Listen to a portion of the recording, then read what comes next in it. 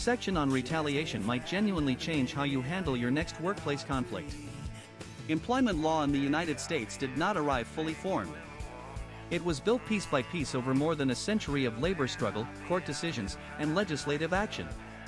Before the 1930s, the relationship between employer and employee was almost entirely governed by private contract, and since employers held all the bargaining power, that usually meant whatever the employer said went.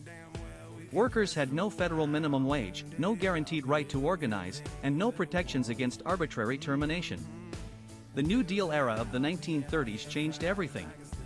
The National Labor Relations Act of 1935, also called the Wagner Act, gave workers the legal right to organize into unions and collectively bargain with their employers. The Fair Labor Standards Act of 1938 established the first federal minimum wage, a whopping 25 cents per hour at the time, and set overtime rules requiring time-and-a-half pay for hours worked beyond 40 in a week. Those two pieces of legislation formed the oldest pillars of modern employment law. Everything that came after built on top of them. Then came the Civil Rights Movement and the explosion of anti-discrimination law. Title VII of the Civil Rights Act of 1960